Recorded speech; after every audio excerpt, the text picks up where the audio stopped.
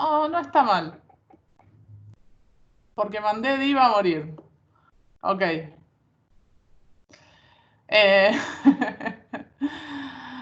No está mal usar muchos div. O sea, siempre hay que tratar como de pulir y darse cuenta cuándo son necesarios. ¿Sí? Si son necesarios, van. Si no son necesarios, no van. Eh, Hay algunas cosas que te obligan a usar muchos div y otras que por ahí podés ser como menos necesario. O sea, lo que sí, siempre que puedan usar etiquetas semánticas, vuelvo a repetir eso, usemos etiquetas semánticas. Cuando ya gastamos las etiquetas semánticas, pasamos al costado de los div, ¿sí? Lo que sucede acá es, cuando nosotros empezamos a maquetar algo que tiene como muchas cosas, con muchas alineaciones. En el TP hay una parte que es la parte del formulario, por ejemplo, del formulario de detalle de enfermedad, en donde hay muchas cosas, ¿no? Hay muchos elementos que hay que alinearlos entre sí y demás. Y entonces empezamos a necesitar agrupar demasiadas cosas. Ahí hay dos maneras de hacerlo. O metemos muchos divs, que es lo que ustedes están diciendo, o trabajamos demasiado, o sea, trabajamos de alguna manera en el CSS para estar identificando bloques de cosas, ¿sí? Pero los divs son necesarios porque necesitamos agrupar cosas para acomodarlas, si no es muy difícil acomodarlas literalmente. ¿Qué dice José? A mí me Profe, pasa que por momentos, si no lo tengo en un div, no se acomoda como quiero. Porque muchas veces necesitamos agrupar cosas. Cristian dice, o sea, que la estructura esté bien hecha con las etiquetas semánticas, después no importa usar divs. Sí, tal cual. O sea, la estructura tienen que ser etiquetas semánticas. Ustedes tienen que marcar los sections que tengan en la página y los articles que tengan en la página. Adentro de esos sections o de esos articles, en realidad, adentro de los articles, ustedes agreguen la cantidad de divs que fueran necesarios. Y en el header y en el footer tienen que usar divs. No pueden usar una etiqueta semántica dentro de la etiqueta header y dentro de la etiqueta footer. Pero la etiqueta header y footer sí la tienen que usar la etiqueta main, etc. Profe, en la parte del formulario dice Lucas, usé grid para poder ordenar y centrar las cosas. Bien, está bien, está perfecto. Franco, agregaré los necesarios para salvar esta campaña. Y José dice que a mí me pasa que por momentos si no tengo en un div no se acomodan como quiero. Muchas veces hace falta agrupar las cosas, o sea, lo que necesitamos es agrupar las cosas en algo que sea un bloque. Entonces, una de las etiquetas de bloque agrupadoras es el div. Pero también recuerden que el article es una etiqueta agrupadora y el section es una etiqueta agrupadora, que a su vez esas dos son semánticas. Entonces, cuanto más usemos las etiquetas semánticas, es mejor a nivel posicionamiento, a nivel cómo nos comunicamos con los buscadores y demás. ¿Sí? Bien. Bueno, vamos a repasar esto, lo de las fechas, pero lo que más me interesa es que veamos la fecha de aprendizaje, la evaluación de aprendizaje 1, que es la que viene ahora, y les voy a mostrar las otras, pero bueno, ya hablaremos la clase que viene sobre las próximas. ¿Sí? Esperen que les voy a compartir pantalla.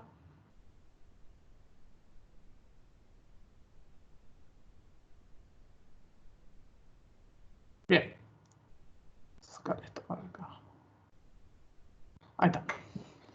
Bueno, esta es la evaluación de aprendizaje 1, que básicamente el envío, que sería cuando nosotros se lo entregamos, dice el juez, pero ya está subido en Miel.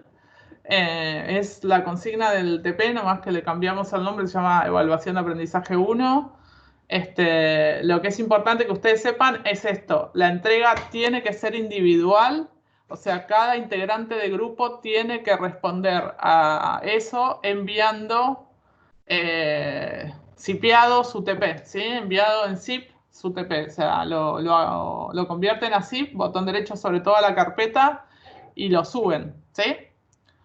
Cada uno individual, cada integrante del grupo, ¿sí?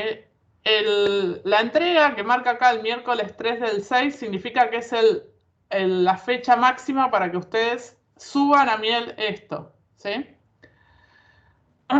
Nosotros le vamos a devolver los resultados de esa entrega como máximo el miércoles. O sea, el miércoles 10 ya todos los TPs debieran estar corregidos. Todas las evaluaciones de aprendizaje tienen que estar corregidas por nosotros, ¿sí? O sea, siempre son fechas máximas, ¿sí? La fecha máxima a la cual debiera estar la corrección es esa.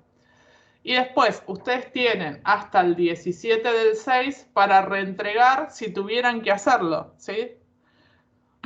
Si la devolución que le hacemos es aprobado, listo, no tienen que reentregar más nada, ¿sí? Si les ponemos reentregar, reentregan hasta el miércoles 17, ¿sí? ¿Se entendió?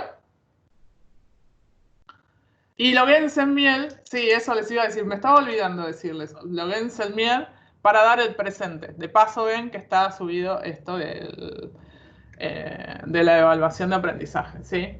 Ahora les voy a leer un poco de un documento que estamos esperando que nos terminen de aprobar, porque esto nos obligó a nosotros a generar un nuevo calendario. Entonces, sobre este nuevo calendario, es que le estamos planteando nuevas fechas y nos tienen que aprobar estas fechas. Pero en teoría van a ser estas, ¿sí? O sea, esta fecha ya es, esto ya es, y es así, ya está subido y es así. Y esto entendemos que sí, pero bueno, estamos esperando una nueva confirmación.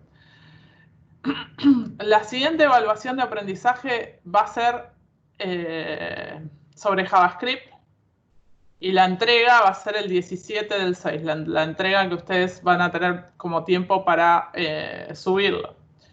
Y bueno, y así, siempre. Desde que ustedes se entregan, nosotros tenemos una semana, hasta una semana para devolverles, o sea, 7 días. Y después, desde que le damos la devolución, hay una semana más para que ustedes reentreguen.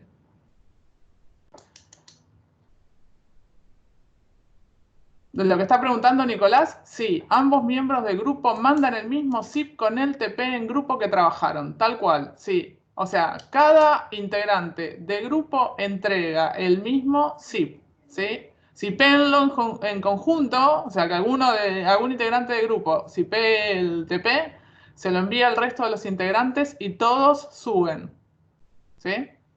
O sea, la respuesta a la evaluación de aprendizaje es individual.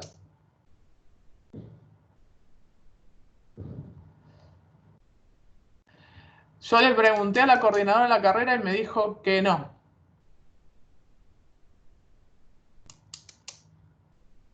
A lo de la constancia, profe, del examen. Sí. Sí, la constancia del examen, Cintia les contestó que no. ¿Es eso, José, lo que estás diciendo?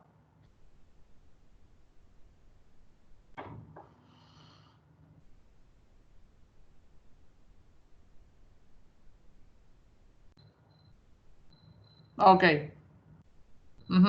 Bueno. Sí, todo lo que es institucional no tengo ninguna información yo en particular para darles. A José le respondieron esto en el caso de las evaluaciones de aprendizaje, como no son parciales y al ser trabajos prácticos o instrumentos con entrega programada, no existe la necesidad de pedir el día por examen. Los certificados se emiten cuando existe parcial mediante y no es lo que la resolución establece como evaluación este cuatrimestre. Ok. Después lo que...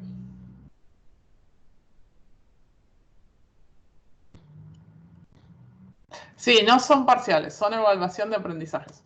¿Se escuchó lo que estoy diciendo? Sí, se escucha. Bien. Bueno, y la evaluación de aprendizaje 3 va a estar basada en jQuery. Va a estar basada en jQuery, ¿sí? O sea, todas estas fechas yo se las vuelvo a validar la clase que viene, pero son las que tenemos que hacer para entrar adentro del cronograma teniendo esta posibilidad de que haya 7 días hasta devolverle hacer una devolución y que ustedes tengan reentrega, ¿sí?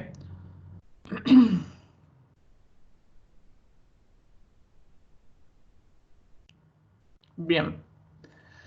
Eso por un lado. Esto es un poco lo que cuando tengamos aprobación de este documento lo vamos a estar subiendo a Miel, ¿sí? Las evaluaciones de aprendizaje son individuales y deben ser administradas a través de la plataforma Miel, con lo cual todo, las entregas, reentregas y las devoluciones, todo va a suceder por Miel, ¿sí? Nosotros tenemos que devolverles todo por Miel. No les podemos calificar numéricamente, sino que lo que le vamos a devolver es aprobado, reentrega o ausente en el caso de que no entregasen, ¿sí? Bien, eso básicamente. Este documento se los vamos a estar subiendo con todas las cosas ahí especificadas, ¿sí? O sea, lo importante es que sepan esto que acabamos de hablar. Tienen que entregar en forma individual, no donde dice TP, sino donde dice evaluación de aprendizaje. Ahora me voy a loguear en Miel y se los muestro. Esperen que voy a traer para acá.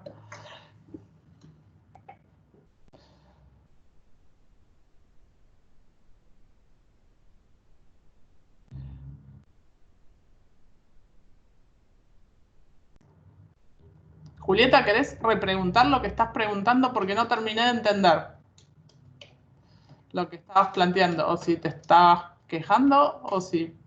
No sé. No, estaban preguntando lo de los certificados de examen, Sí, y justo un chico estaba diciendo de que no entendía por qué íbamos a pedirnos si teníamos fecha de entrega. Se le estaba explicando de que muchos trabajamos, tenemos varias materias y muchos trabajos prácticos y nos vemos como con muchas cosas, y por eso le estaba explicando que cada persona se organiza de una forma, y si tenés la posibilidad de tener un día, obviamente sirve. claro, obvio. Solamente era digamos, entender eso. Sí, lamentablemente es una decisión que a nosotros, digamos, nos excede y que es como más institucional. Por ahí lo que pueden hacer es preguntar,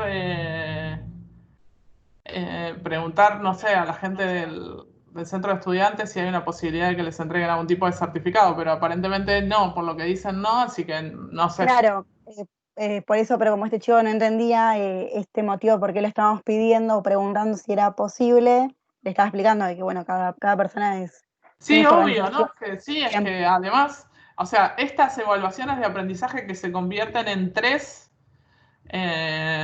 y que las estamos enunciando todas las cátedras ahora, se convierten en tres de todas las materias que estén cursando, ¿no? Claramente, y así también lo que uno tarda, el otro por ahí tarda mucho más. Yo por ahí tardo un Claro, montón y estoy bastante tiempo practicando porque no me sale, y por ahí gente que lo sabe, se sienta y en un minuto te lo hace. claro. Así que nada, Sí, más que nada era eso. bien. Bueno, acá tienen lo que les quería mostrar, ¿sí? Entregan por acá, ven que tienen evaluación de aprendizaje 1. Ustedes lo van a ver de la manera que lo ven ustedes como alumnos y van a poder responder a esto, ¿sí? O sea, no debieran responder acá ¿lo subí mal? Ahora me fijo. Eh,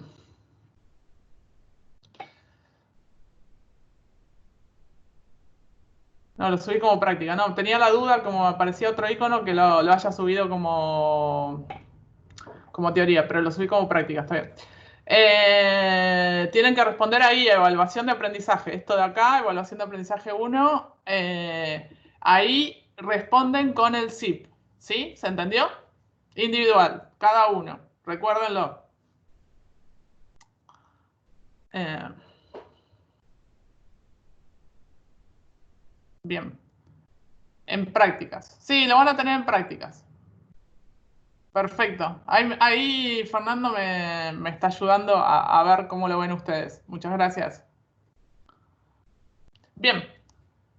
Bueno.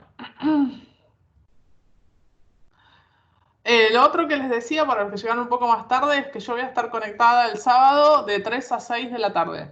¿Sí? De 3 a 6 de la tarde voy a estar para evacuar dudas que tengan con respecto al TP, lo que fuera que quieran revisar, ver y demás.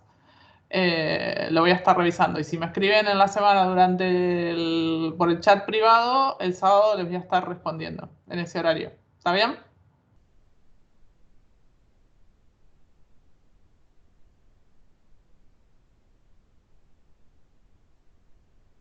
Bien. Bueno.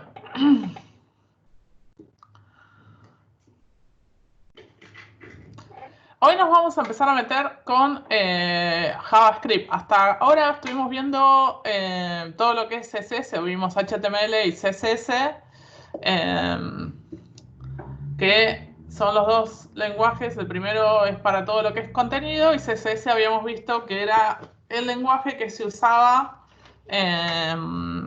para para el aspecto visual, ¿sí? El que más les está haciendo transpirar hasta el momento. Ahora vamos a ver si JavaScript los hace transpirar un poco también.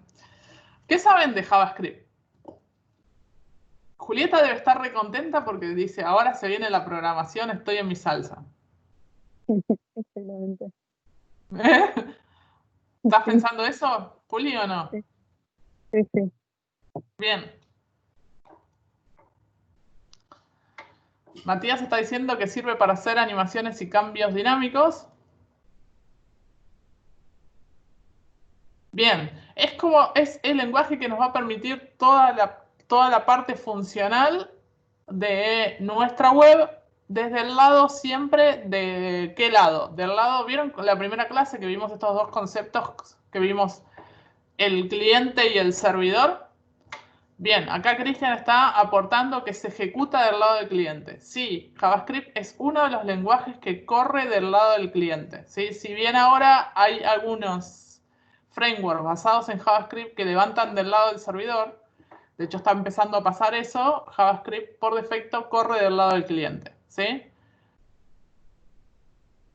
Ahí está lo que está diciendo Esteban con Node.js. Node.js es un lenguaje que está basado en JavaScript y corre del lado del servidor, ¿sí? Pero JavaScript puro, pleno, como lo que vamos a ver nosotros, es un lenguaje que corre del lado del cliente. ¿Eso qué quiere decir? Que se ejecuta en el navegador del usuario. Si recuerden que el cliente era ¿qué? ¿Qué era un cliente? Cristian, que dijo ahí, mandó enseguida, se ejecuta al lado del cliente. ¿Qué es un cliente, Cristian? Esteban dice una pestaña del browser. El navegador. Sí, el navegador. Cada ventanita que abren del navegador es un cliente nuevo. ¿Sí? El navegador que hace la request para la página. Sí. El navegador. ¿Sí? Y las cosas de JavaScript viven en la medida que yo no refresco mi página. En el momento que yo refresqué mi página, salvo que me esté guardando algo en alguna parte, sino el momento que refresco la página, eso que hice se fue. ¿Sí? ¿Vieron algunos formularios que si ustedes lo completan y actualizan, se va toda la magia? ¿Sí? Bien. Bueno, JavaScript es un lenguaje que tiene algunas características que vamos a tratar de entender qué significan estas cosas de acá. Lo primero que dice de JavaScript es que es un lenguaje interpretado. ¿Qué significa que es un lenguaje interpretado?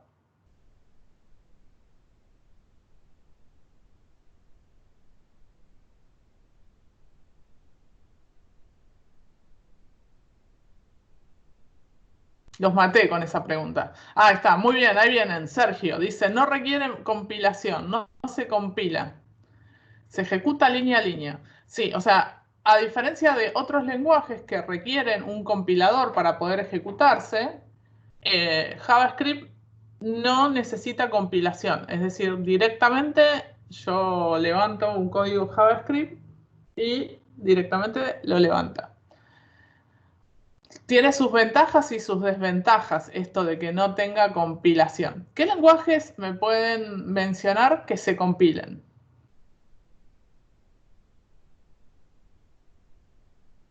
Bien, Java, C, muy bien, Java. Java lo super tienen. C++, .NET también. Requiere una compilación y genera una especie de archivo compilado. Bien, muy bien. Python. ¿Python está preguntando? No, Python no. Los demás, sí, muy bien. ¿Cuál es la ventaja de tener compilación?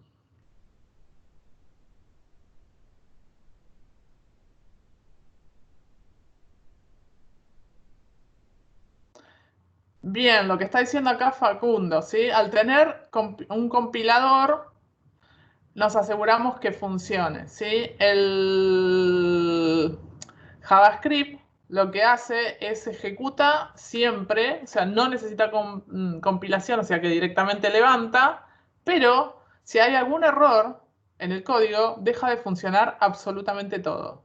¿Sí? Eso es como el gran problema de JavaScript, es justamente eso, no compila, entonces si encuentra un error, si hay algún error en alguna parte de mi código, deja de funcionar. ¿Sí? Es un poco, es como lo que veíamos de CSS. Vieron que CSS cuando me faltaba un punto y coma, de golpe dejaba de verse las cosas bien. Es algo así, pero peor porque no funciona nada. No es que no se ve mal una parte, es deja de funcionar todo. Ya lo vamos a vivir y lo vamos a empezar a entender. A su vez es multiplataforma. Esto básicamente es un lenguaje que se ejecuta en cualquier navegador, así que puede levantar en cualquier plataforma, porque justamente eso, no compila, levanta en el navegador, es multiplataforma. Y después tiene esta característica también que se llama débilmente tipado y dinámico. ¿Qué significa eso? ¿Qué es algo, lo inverso? ¿Qué es algo fuertemente tipado?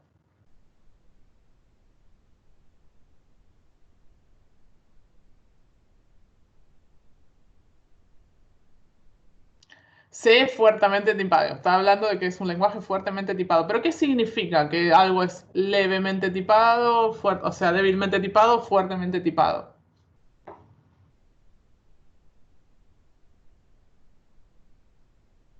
Darío pregunta, ¿que tiene palabras reservadas?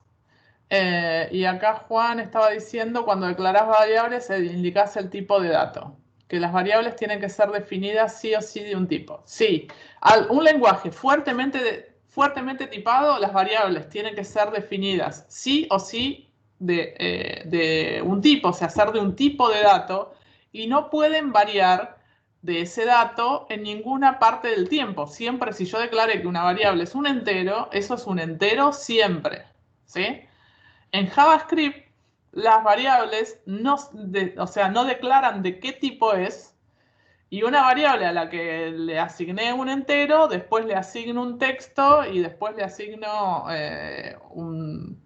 o cualquier otro dato, un date o cualquier otro dato, una cadena de texto, lo que fuera, a la misma variable y está todo más que bien. Eso tiene sus ventajas y sus desventajas. Ya lo vamos a ver como más en concreto, pero para que ya empiezan a saber, JavaScript, una de las características que tiene es que es débilmente tipado, ¿sí? Y que puede cambiar todo el tiempo. O sea, declaro algo y después puede cambiar en cualquier momento, puede tener eso, pueden haber, ya vamos a ver los arrays de datos, o sea, los arrays los arrays, sí, que en JavaScript pueden ser de diferente tipo, puedo tener un array, un entero, una cadena de texto, un número decimal, no sé, lo que fuera, lo puedo tener todo metido en un mismo array, ¿sí? Bien, después JavaScript es orientado a objetos y eventos. Eso tiene que ver con que JavaScript puede tener objetos y que maneja eventos, que los eventos son todo lo que tiene que ver con la interacción con los usuarios. ¿Qué eventos conocen? ¿Saben lo que es un evento? ¿Trabajaron alguna vez con eventos?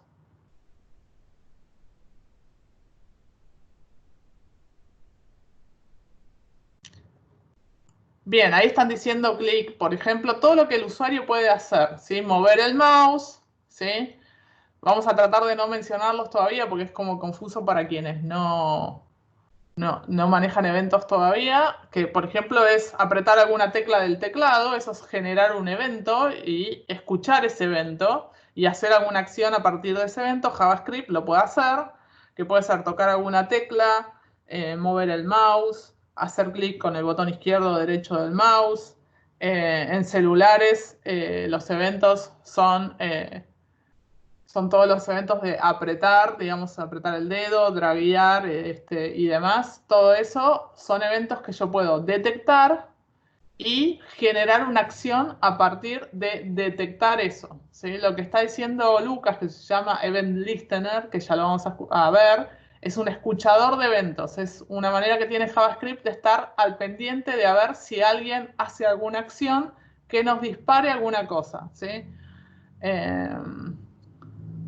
En todo lo que es web no manejamos tanta cantidad de eventos, pero o sea, hay muchos eventos vinculados a los formularios, por ejemplo, para todo lo que es web, pero por ejemplo en videojuegos cualquier cosa puede disparar una acción, ¿no? Porque un montón de teclas generan diferentes acciones.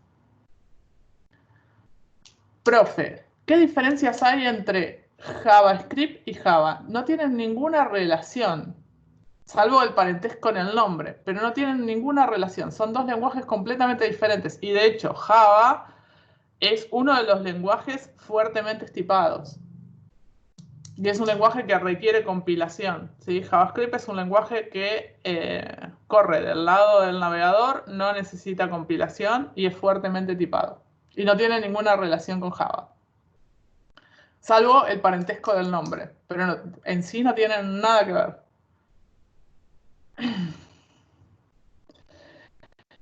La sintaxis no es parecida, en realidad ambos están basados en C y por esa relación de que ambos están basados en C puede ser de que haya un parecido, pero después no tienen nada que ver, no tienen ningún tipo de relación, salvo el nombre que los hace parecidos y que hace que mucha gente piense que Java y JavaScript son la misma cosa. O sea, como que JavaScript es una versión reducida de Java, no sé, o una cosa así, pero no tienen nada que ver. Sí, y Java es un lenguaje más como de servidor o para hacer aplicaciones, y JavaScript es un lenguaje del lado del cliente que se usa para web, para videojuegos, para otras cosas. ¿Sí? Tienen como esas dos cosas. Bien. Recuerden esto, no tienen ningún tipo de relación, ¿sí? Todo lo que se puede hacer en JavaScript no se puede hacer en Java. Y la inversa.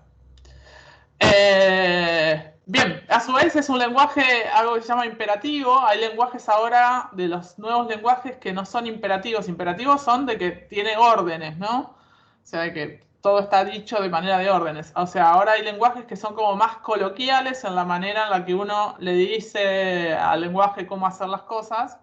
JavaScript no lo es. Y está basado en algo que se llama prototipos, o sea, se puede usar algo que se llama prototipos, que es que para usar objetos no es necesario declarar clases. Pero bueno, eso ya lo vamos a ver, ¿sí? Nosotros vamos a ver algo de objetos y vamos a ver eventos. Y también nos vamos a adentrar en ver bastante de esto y darnos cuenta por qué está bueno o no tan bueno esto, de que sea débilmente tipado. Bien, vamos a hablar un poco de la historia, ¿sí? De cómo surge JavaScript.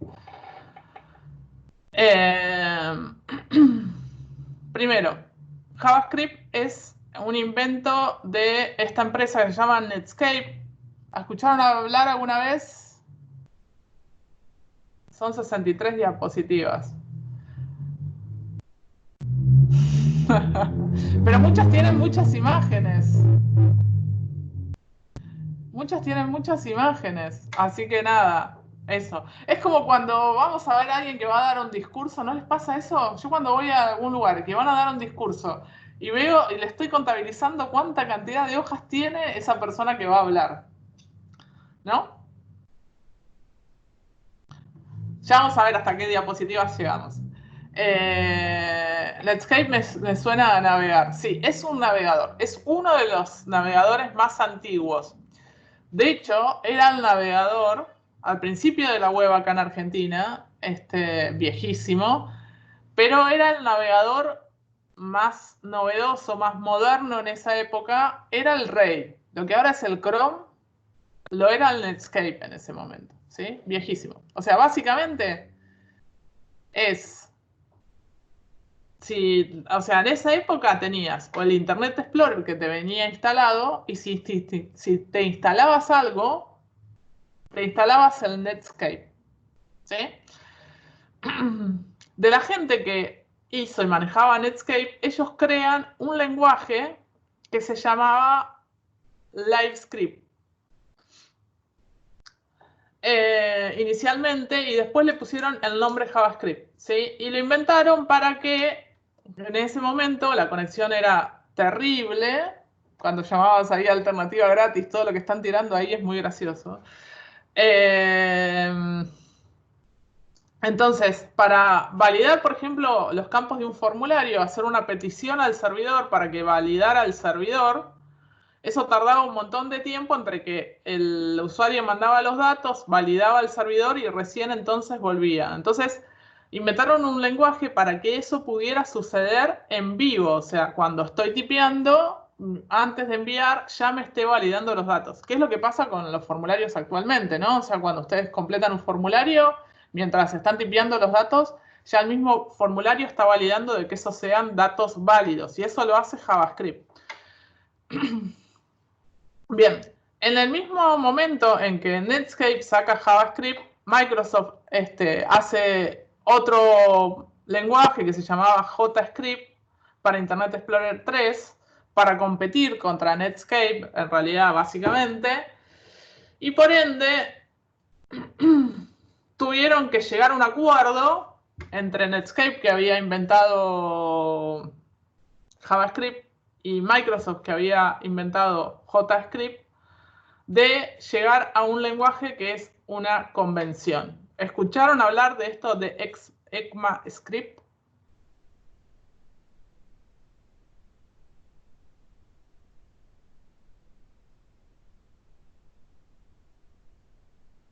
Bien.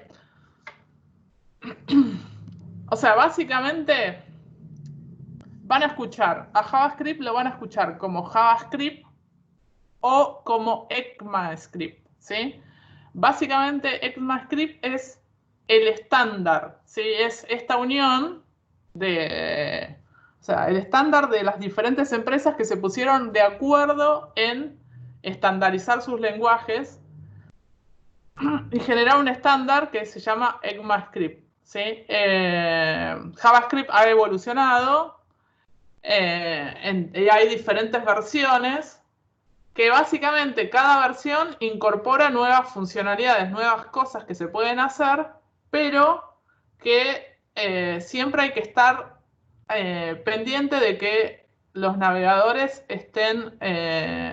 lo tengan aplicado. O sea, porque cuando yo uso una versión de las nuevas, por ejemplo, uso el ECMAScript 6, algunas cosas del ECMAScript 6, eso no es compatible con navegadores viejos, por ejemplo. Entonces lo tengo que tener en cuenta. ¿Sí? Siempre que use alguna cosa que sea de las versiones más nuevas de JavaScript, tengo que revisar la compatibilidad, ¿sí? Acá, en este link que les puse acá, se los voy a copiar allá.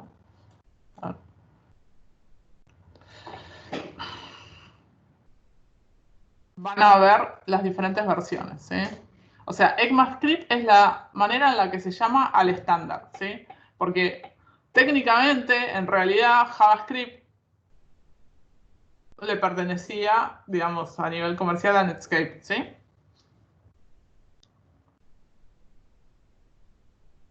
Ven que acá dice JavaScript versions, versiones de JavaScript, ¿sí? Y acá dice que fue inventado por eso y se convirtió en el estándar ECMA en 1997. Desde que se convirtió en un estándar, o sea, que se convirtió en un estándar, es que las empresas se pusieron de acuerdo a que el estándar de este lenguaje se iba a llamar ECMA. Ven, ECMAScript es el nombre oficial del lenguaje. Aunque todos los conocemos como JavaScript, ¿sí? Y acá están las diferentes versiones. Esta es la primera edición, que es de 1997. Acá vienen todas las nuevas versiones. Cada nueva versión fue agregando diferentes funcionalidades, diferentes cosas. Ya las vamos a ver, algunas de estas.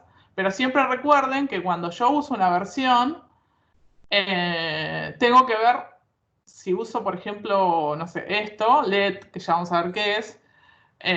Tengo que saber que no todos los navegadores van a compatibilizar con eso. O sea, navegadores viejos no van a compatibilizar con eso, ¿sí? Eso es como tener como en cuenta esas cuestiones. Eso es que fue agregando cada nueva versión, ¿sí?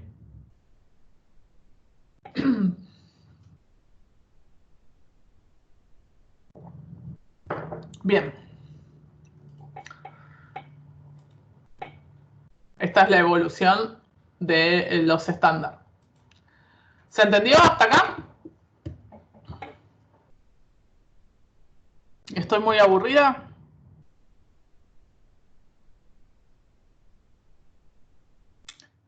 Sí, no se sabe a lo primero, si están respondiendo un poco aburrida, dice Griselda. Muy bien.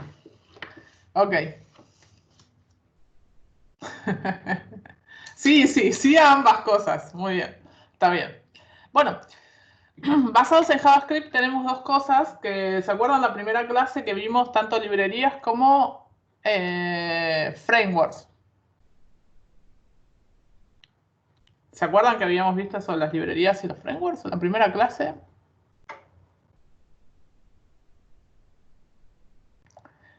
Bien. Algunas de las librerías que están basadas en JavaScript son estas tres. Hay más. Una es jQuery, que es la librería capaz que la más usada. ¿Sí? jQuery es una librería que nos permite usar JavaScript de manera más fácil. Es mucho más fácil acceder a los elementos del HTML, cambiar clases, ocultar elementos y un montón de cosas. En jQuery es mucho más fácil de hacer que en JavaScript puro. Nosotros lo vamos a ver. Y después está esta Moment.js, que es una librería que nos permite controlar cuestiones de horarios, o sea, saber cuánto falta para cierta fecha, relojes en contabilización negativa, etc. Y Modernizer es una librería que está basada en JavaScript que detecta qué navegador tenés y a su vez podés usar esa librería para decir que si tenés tal navegador, levantes tal código o pongas tal CSS y si tenés tal otro, hagas tal otra cosa. O sea, Modernizer detecta las versiones de los navegadores y las compatibilidades o incompatibilidades, tanto con cosas de CSS como de JavaScript, y permite que nosotros pongamos código especializado para esas versiones. ¿Sí? Nos detecta que tal versión no es compatible. O sea, detecta la versión del navegador con el que entra el usuario. Y en función de eso le puede servir cosas diferentes. ¿Sí? O sea, está muy buena Modernizer para implementarlo. O sea, resuelve un poco todas estas cuestiones que veníamos hablando de incompatibilidades. Bien. Y estos son frameworks JavaScript. ¿Los conocen alguno de ellos? ¿Escucharon hablar? Creo que los mencionamos en la primera clase. Trabaja con Vue, Julieta, muy bien.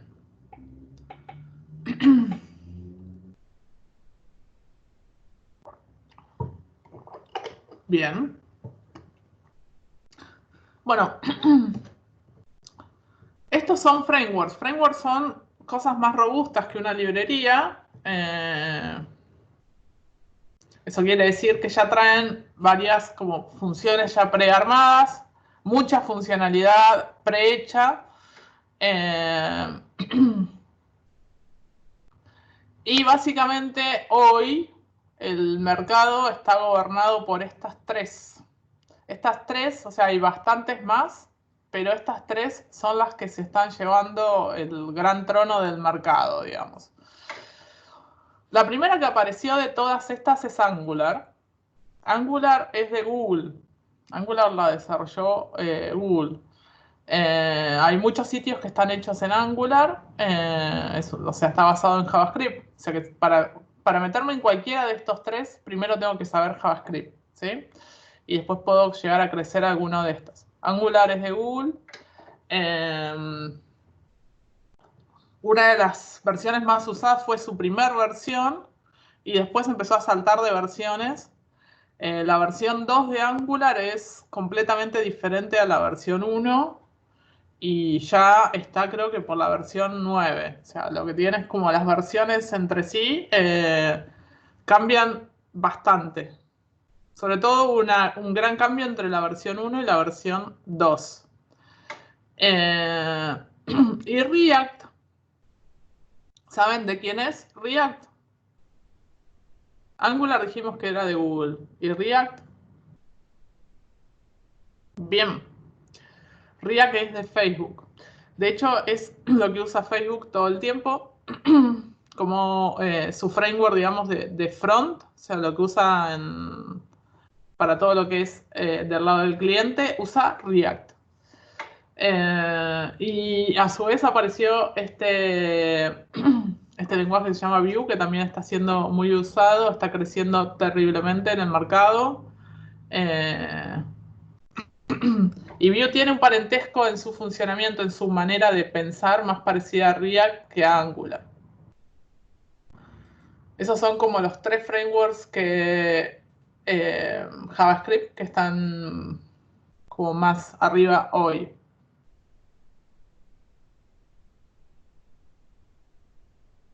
Bien, vamos a ver esto. Constancias de evaluación de aprendizaje a través de Miel. Desde el Centro de Estudiantes, voy a leer fuerte, así todos lo vemos. Del Centro de Estudiantes Liga Federal Universitaria, debido a la cuarentena y a las nuevas formas de evaluar que adoptó la universidad, logramos la posibilidad de solicitar constancias de evaluación de aprendizaje de forma online a través de Miel. Para ello deberán ingresar a Miel y enviar un mensaje al docente indicando la empresa o trabajo donde se presentará la constancia. Luego se les enviará un archivo PDF por mensajería de Miel con el nombre y apellido del docente y el sello de la UNLAM. Bien, genial. Buenísimo, eso responde a todo lo que venían preguntando antes. Bien.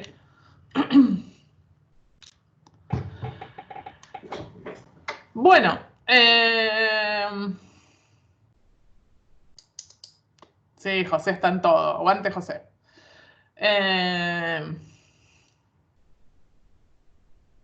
Está muy bien, sí, el centro de estudiantes era obvio que era quien más iba a responder sobre esto, quizás, si no había una decisión por parte de la facultad, ¿no?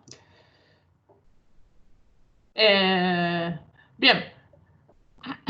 Y después, además de estos frameworks JavaScript, los que vimos hasta acá, estos tres frameworks JavaScript son frameworks web, ¿sí? Que funcionan sobre plataformas o cosas desarrolladas en web, pero también existen frameworks JavaScript para desarrollar aplicaciones, algo que se llama aplicaciones híbridas. Es decir, que yo puedo desarrollar a través de estos frameworks una aplicación en JavaScript que funciona tanto en iOS, o sea, en iPhone y en Android. ¿Sí? O sea, generan código híbrido y exportan hacia cualquier dispositivo móvil. Hay varios frameworks para hacer esto. Estos dos que están acá son dos frameworks basados en JavaScript que son React Native y Ionic. ¿Los escucharon mencionar los que están estudiando mobile?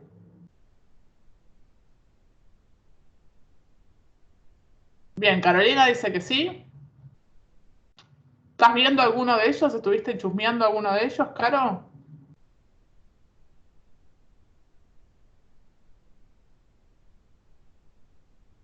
Hizo un curso de Ionic. Bien. Bien. React Native. Vieron que antes vimos React JS. En la pantalla anterior vimos React JS. y dijimos que era de Facebook, ¿sí? React Native es en lo que está desarrollado tanto Facebook como Instagram, ¿sí? Facebook e Instagram están desarrollados sobre React Native. Y Ionic es el framework que está basado en Angular, ¿sí? O sea, si yo manejo, o sea, si me quiero tirar a lo que es Ionic, debería seguir el hilo de Angular. Si se quiere tirar a React Native, deberían seguir el hilo de React JS, ¿sí? Pero primero, para usar cualquiera de todas estas cosas, tenemos que aprender bien JavaScript. Les quería mostrar un poco todo esto también para que ustedes traten de hilar un poco sobre qué es JavaScript y cómo está creciendo, hacia dónde está creciendo, ¿sí? Y esto es algo que hablaba antes Esteban, se llama Node.js. Node.js es lenguaje de servidor basado en JavaScript, ¿sí? O sea que ahora también se puede hacer, se puede desarrollar para servidores, o sea, hacer lenguaje de lo que sería backend con JavaScript a través de Node.js.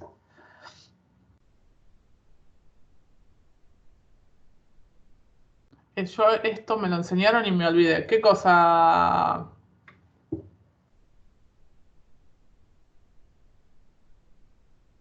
El Node. Bien. Bueno, pero básicamente lo que les quería mostrar acá es esta potencia que está teniendo hoy día JavaScript. JavaScript es un lenguaje que se inició para la web y que parecía que iba a estar olvidado en un momento dado por esta cuestión de que HTML5 empezaba a resolver todo lo que necesitaba por sí solo. Pero lo que pasó es todo lo contrario. Hoy es el lenguaje. O sea, si hay que aprender un lenguaje de programación, JavaScript hay que saberlo, ¿sí? Bien. Entonces, vamos a arrancar por ver de qué manera nosotros podemos escribir código JavaScript, ¿sí? Entonces vamos a abrir nuestro... Me voy a pasar, ya está. Vamos a cambiar a Visual Studio.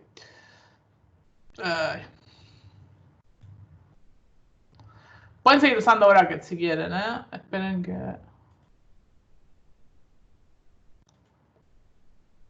Vamos a cambiar.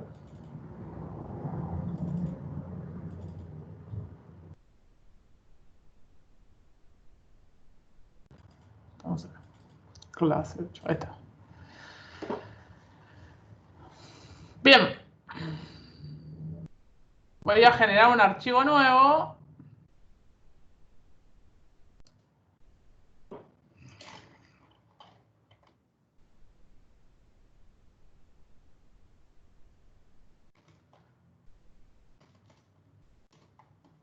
Ahí. Estoy tecleando cualquier cosa, ¿eh?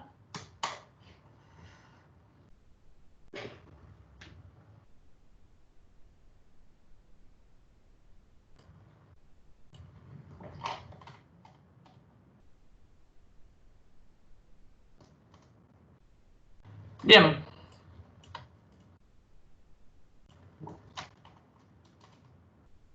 Vamos a poner la caja JavaScript.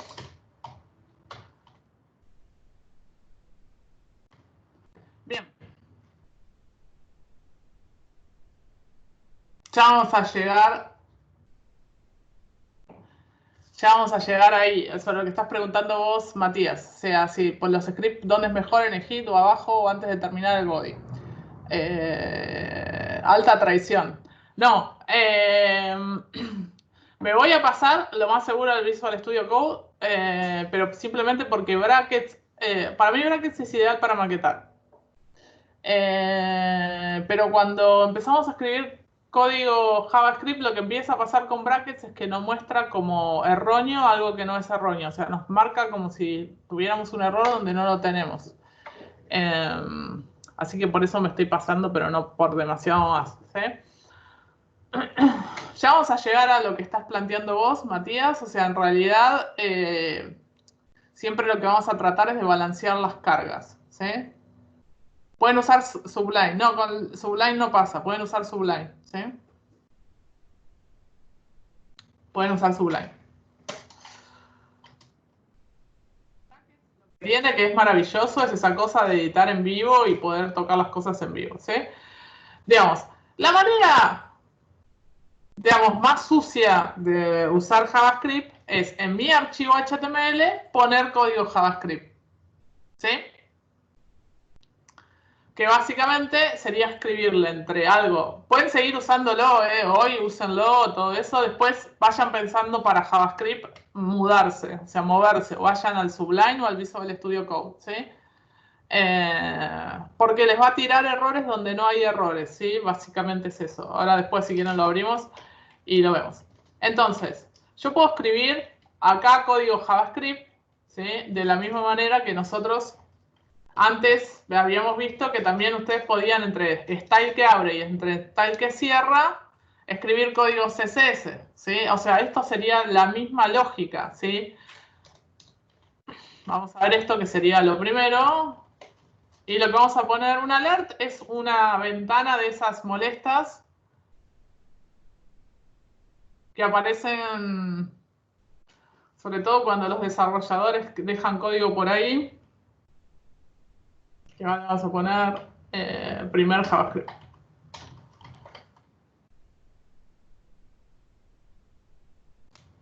Sí, esto es todo lo que vamos a ver hoy, va a ser medio horrendo y después vamos a empezar a verlo en concreto. ¿Ven? Esto es el JavaScript, me está levantando y acá me pone primer JavaScript en esta ventana, ¿sí? Ahí está. Está abriendo. Ahí está. ¿Sí? Es una ventana, un pop-up, ¿sí? Un pop-up literal. Un alert es un pop-up literal.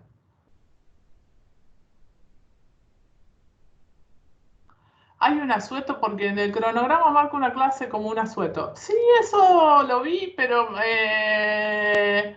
creo que piensen que el cronograma que está subido es el cronograma que compartimos con la gente de los viernes a la mañana. Así que lo más seguro es que sea un asueto del viernes a la mañana. O sea, sea un viernes el que está marcado en el cronograma, Lucas.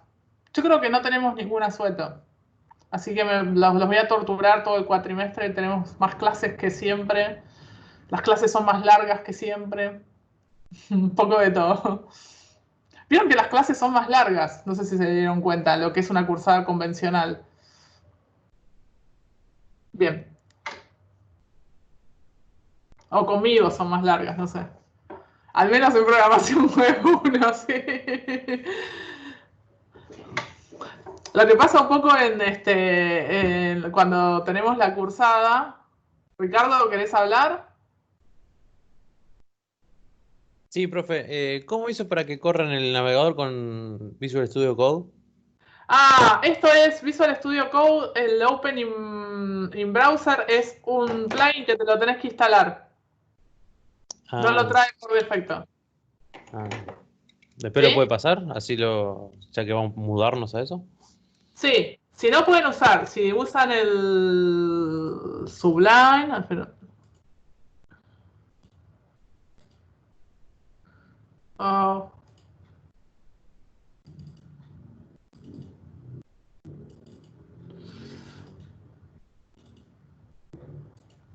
acá estoy en el Sublime, que ese es otro que también pueden usar. El Sublime naturalmente tiene esto: botón derecho, Open in Browser y levantan en el navegador. ¿Sí?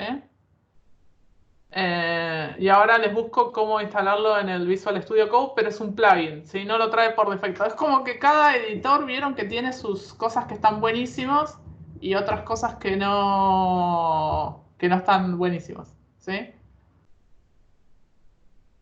A esta hora ya tengo piedras. Ahora a las y 30 cortamos, ¿les parece?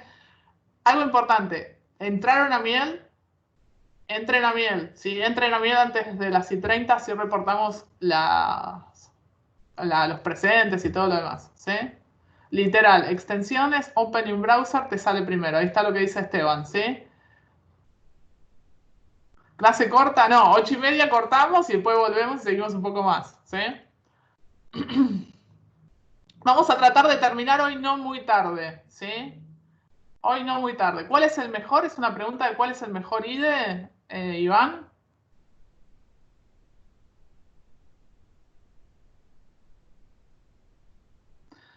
Yo lo que digo es que el IDE tiene que ver con cada uno, ¿sí? O sea, ninguno es mejor ni peor, ¿sí? A mí, por ejemplo, me sucede que para ciertos lenguajes me es mucho más cómodo un IDE que otro.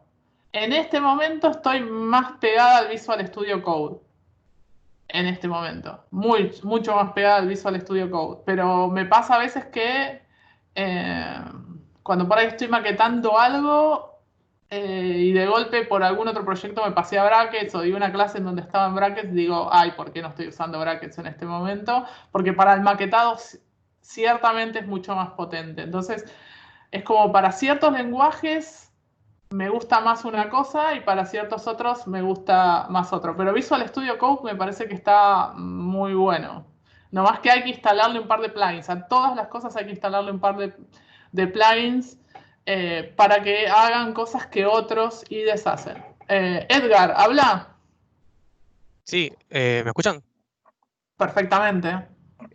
Ahí pasé un plugin que le estuve probando la otra vez, Live Server se llama, que actualiza la página cuando haces un cambio en el HTML y el CSS. Ah, bien, es como que emula lo que hace Brackets. Claro, y anda bastante bien.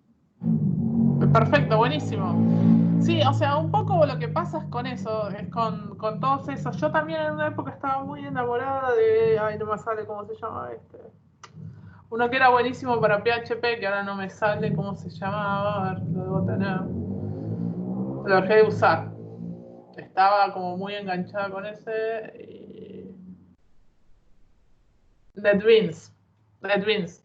Lo usaba muchísimo para cosas que eran en PHP, siempre estaba con el NetBeans y el NetBeans tenía algo muy interesante que después se lo fui instalando a los otros IDEs, que es que cuando vos tipeabas, cuando escribías algo y le ponías clase, primero que te relacionaba las funciones entre sí, si vos estabas en JavaScript y empezabas a escribir algo, te traía todas las funciones que habías creado en el mismo proyecto, con lo cual era muy fácil eh, que te traía el predictivo de las funciones que vos mismo habías creado, y a su vez cuando ponías una clase, le ponías algo class, te traía las clases que tenías generados adentro de tu plataforma, digamos. Con lo cual no tenías que saberte los nombres de las clases, sino que ya te los traía. Entonces, esa cosa me pareció como súper interesante y después se las instalé a los otros IDEs. Pero un poco es eso, también es con qué se sientan cómodos ustedes. O sea, pruébenlos, ninguno es mejor que otro, sino que es con cuál yo me siento más cómodo, básicamente. Atom lo usé un poco, pero no me terminó gustando mucho a mí. Pero eso depende de cada uno. Creo que hay que probarlos. O sea, hay que probarlos y encontrar con cuál nos sentimos cómodos como desarrolladores. ¿Sí? Bien. Bueno, esta es la manera de poner JavaScript, que sería poner JavaScript directamente adentro del HTML. ¿Sí? Lo ideal no es hacer eso, sino tener siempre un archivo externo, ¿sí? Estar poniendo JavaScript en un archivo externo. ¿Cómo se hace esto? Básicamente a través de la etiqueta script. O sea, lo primero que tengo que hacer es crear mi archivo de JavaScript. ¿Sí? En lugar de ser un punto .css, es un punto .js. Y es la etiqueta script con la ubicación. Cuando acá en CRC le ponemos la ubicación. ¿Sí? Siempre lo que vamos a hacer, así como antes generamos una carpeta CSS, vamos a generar una carpeta JS. ¿Sí? Bien. Venimos para acá y vamos a crear entonces una carpeta JS. Voy a hacer lo mismo, el mismo código que tenía acá, pero lo voy a meter adentro de un archivo. New file. Vamos a ponerle primer archivo.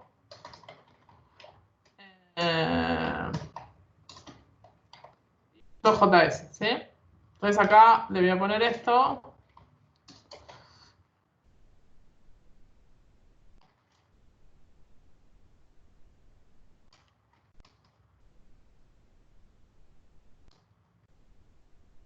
Bien.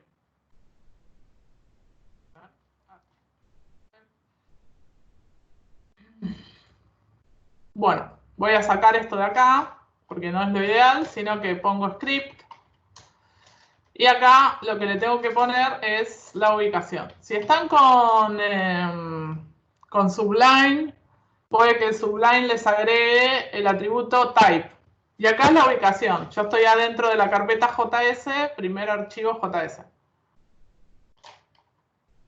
Ahí está.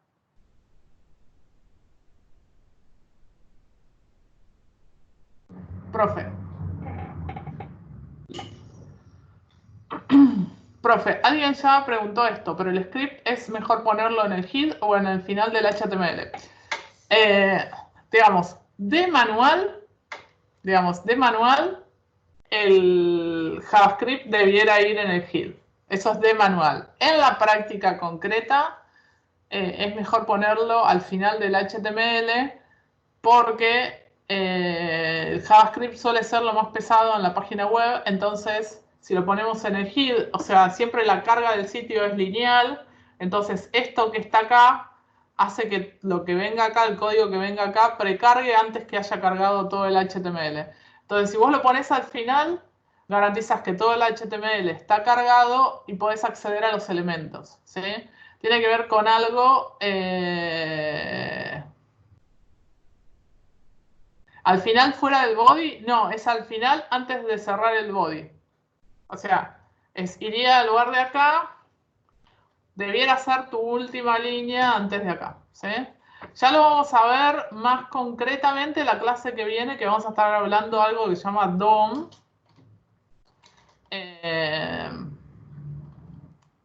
Vamos a estar hablando algo del DOM, que es empezar a acceder y a modificar los elementos del HTML, y para garantizar eso yo necesito que todo el HTML esté cargado, ¿sí? O sea, por dos cosas, porque necesito que todo el HTML esté cargado. Ahí voy, Jonathan, ahí escribo, repito. Es que concretamente, o sea, de manual tiene que ir en el head. Laboralmente lo van a encontrar siempre más pegado al body, al final del body, que en el head, ¿sí? En la práctica concreta. Por dos razones. Primero, porque necesitamos que para acceder a ciertos elementos ya estén precargados. Una manera es hacerlo así. Y segundo, porque los JavaScript suelen ser los archivos más pesados de la página. Entonces, lo que tengo que hacer es que me cargue todo, o sea, ya me carga todo y eso que es funcional carga después. Algo había puesto por ahí Adrián, que sobre lo que decís vos de defer, es trabajar con carga diferida y hacer que los JS se carguen después. Pero en ese caso, ya vamos a tratar de llegar a eso, porque es algo bastante más avanzado de lo que está planteando Adrián. En ese caso, el JS puede estar ubicado en cualquier parte, ¿sí? Porque lo que hago es, después de que me cargaste, decirle, después de que me cargaste no sé qué, no sé cuánto y no sé qué, cárgame esto, ¿sí? O antes de mostrar esto, carga esto, ¿sí? O sea, es empezar a trabajar con el manejo de la carga, ¿sí? Para sitios livianos es algo que no se nota. Para sitios que son pesados, que manejan mucha cantidad de datos, es algo completamente necesario. Jonathan, ¿qué es lo que dice? Vamos a repetir esta parte. Primero, vamos a eliminar todo. Vamos a hacer todo de vuelta y eso. A la que no estoy escuchando hoy, no sé si vino o no vino, no me fijé, es a Evelina. Evelina, ¿estás?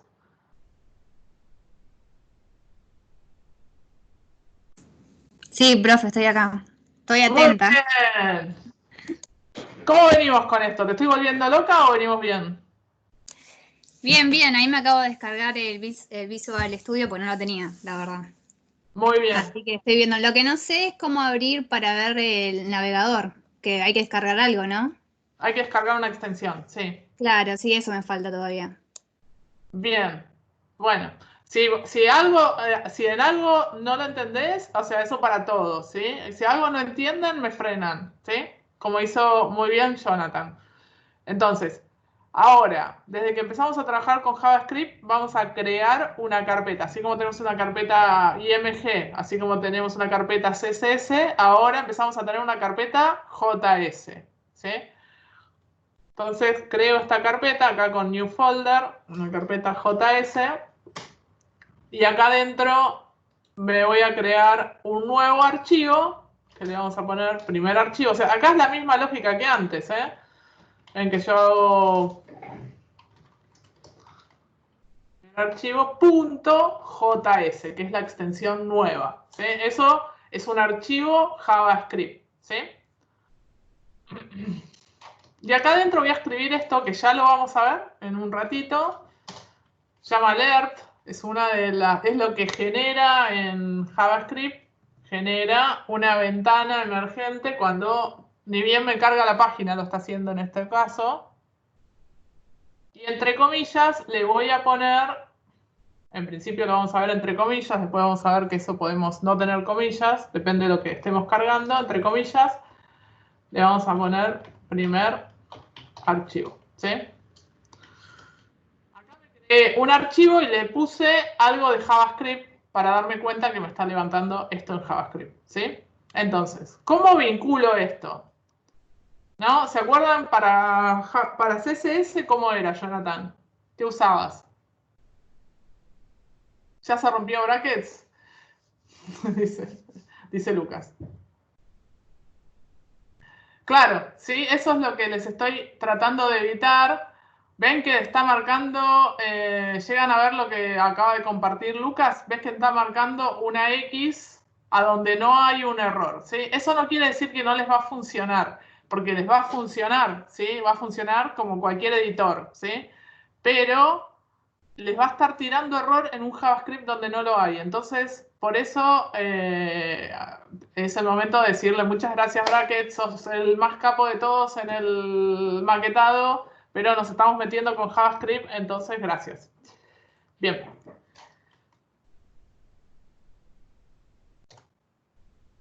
Acá ponemos script. En ese sentido, es mejor, en el sentido de cómo valida, mientras ustedes están escribiendo código JavaScript, es mejor que Sublime Visual Studio Code, ¿sí? Va a estar validando bastante más, ¿sí? Así que les diría que, no sé, en JavaScript me parece que está un poco más arriba, ¿sí? Entonces, le estoy vinculando a este archivo. ¿Qué le digo? Que estoy en la carpeta JS y primer archivo, ¿sí? Entonces, para ver que esto está bien vinculado, yo tengo abrir en el browser. Ahora me voy a fijar cómo lo instalan. Y si está bien vinculado, cuando yo actualizo mi página, me aparece esta ventanita que la tengo que cerrar, ¿sí? Y si no, o no está bien vinculado o hay un error de JavaScript, ¿sí? Vamos a meter un error de JavaScript para que aprendamos a convivir con los errores de JavaScript. Vamos a ponerle botón derecho. Debería funcionar con ambas.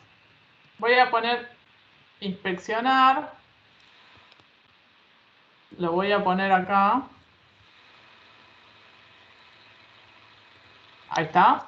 ¿Vieron esto de inspeccionar que les abría esta ventana que ya la habíamos usado para responsive, ¿no? Habíamos usado esta parte de acá para responsive. ¿Se escucha ruido blanco? Ivo, ¿podés apagar tu micrófono? Gracias.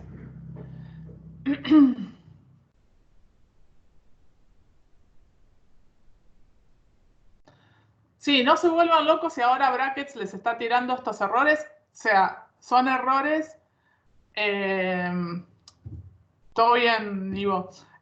Son errores, no son errores reales, ¿sí? Los que les marque Bracket no son errores reales. Lo que son errores reales son errores que pueden llegar a tener acá en la consola. Esto lo vamos a empezar a usar todo el tiempo. Botón derecho, inspeccionar, nos abre esta consola si están en Chrome. Y lo que nos interesa es lo que funciona acá donde dice console, ¿sí? Esta pestaña, si están en Elements, busquen esta que dice consola. Entonces yo, por ejemplo, acá el Sublime lo voy a cerrar, que lo tenía abierto por acá. Entonces, por ejemplo, le voy a sacar las comillas. Vamos a hacer esto. Lo guardo ahí y acá hice justamente un error para que me diga que falta algo acá adentro. ¿Ven que me está diciendo eso? En primer archivo JS hay un error. Ven que me está marcando que hay un error de sintaxis, ¿sí? Esto es porque no se trata de una cadena de texto, entonces trata de interpretar eso como otra cosa, que sería una variable, que tampoco le funciona como variable, ¿sí? Entonces, cuando hay un error, vieron que recién había un error, cuando hay un error ni siquiera me ejecuta la ventana, ¿sí? Entonces, nada, siempre tengan abierta la consola para que detecten ese. Vean que ahí lo arreglé y la consola la tengo limpia.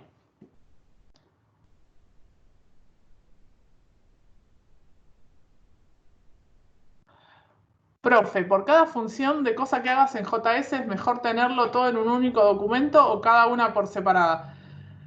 Eso depende. Está bueno agrupar quizás por bloque de funciones. Depende de la cantidad, ¿no? Pasa algo medio parecido con lo que pasa con CSS. Un único CSS, varios CSS que se relacionan entre sí. Bueno, depende del crecimiento que tengas y la necesidad de separar cosas. Y también hay otra cosa que tiene que ver con cuánto JS tengas en común, porque también, si por ejemplo en una página hay funciones que usás en la home y no la usás en las otras páginas, no tiene sentido que le hagas levantar a todas las páginas el JavaScript que necesitas solo para la home, ¿sí? Entonces, a veces lo que hay que hacer es tener un JS que sea genérico, que sirva para todas las páginas, y lo que es específico, sacarlo, ¿sí? Bien. Abril, ¿hay que poner el punto y coma en JS también? Ya vamos a llegar a eso. No es obligatorio, aunque convencionalmente casi todos los que desarrollamos en JavaScript lo ponemos, ¿sí? No es obligatorio el punto y coma. Pero siempre el punto y coma te ayuda más a separar las cosas, ¿sí? O sea, pero no es obligatorio, Abril. Acá hay un tutorial que subió Ligia sobre cómo instalar el plugin OpenIBrowser, ¿sí? Bien.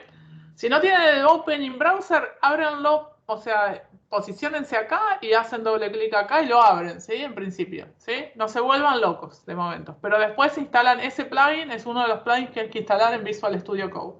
Y cualquier cosa que a ustedes les haya gustado el Sublime, les haya gustado del Bracket, les haya gustado de Atom, el IDE que ustedes quieran, la funcionalidad que encontraron en un IDE, que les gustó de ese IDE,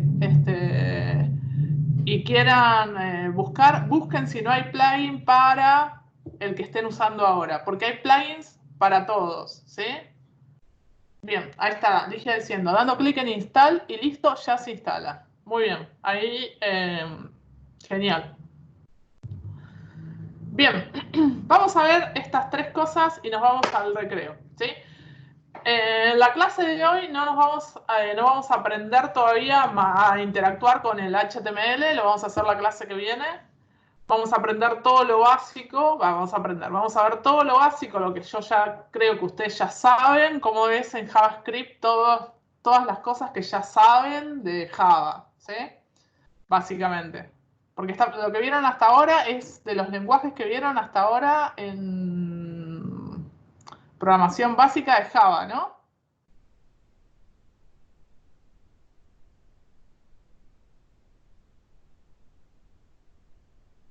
Lucas no cursó. Bueno, vamos a repasar todo y los vamos a ver cómo es en JavaScript, cómo es el if, cómo es el for, cómo es el while, cómo es el switch, cómo es todo en JavaScript y algunas funciones básicas de JavaScript, tanto para manejo de cadenas como para manejo de números, ¿sí?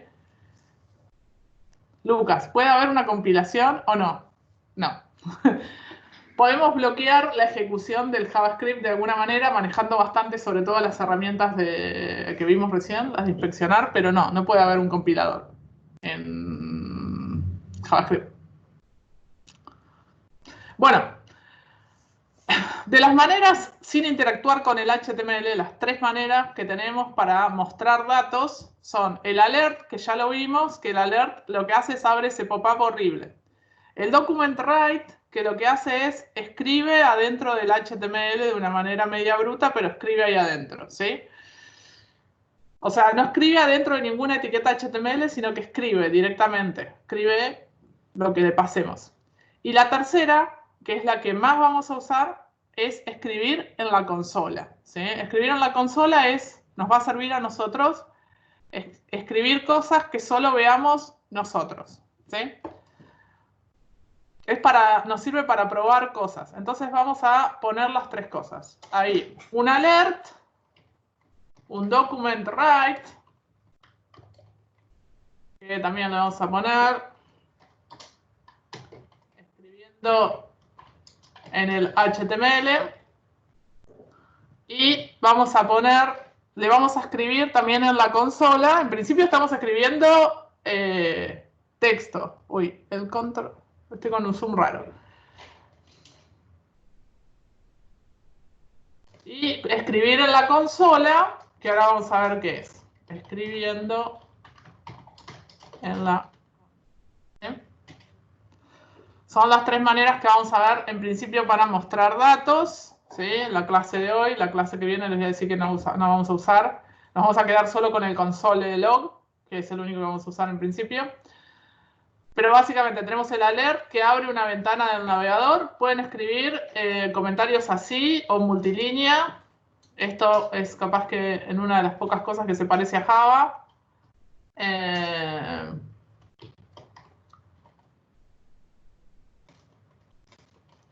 Vamos a ponerle pop-up. Esto es en el HTML.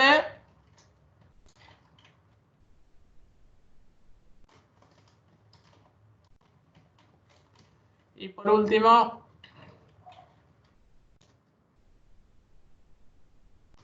en la consola.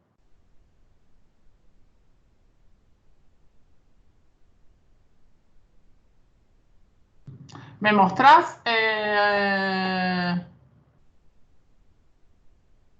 ¿Me mostrás, Evelina, una captura?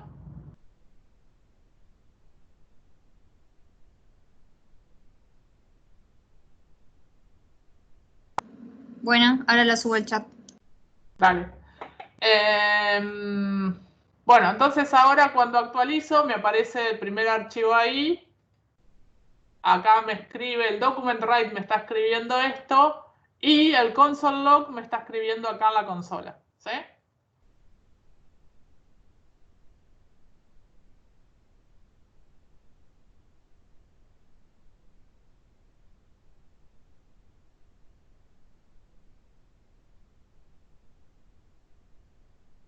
Hace clic ahí en el punto rojo, Evelina.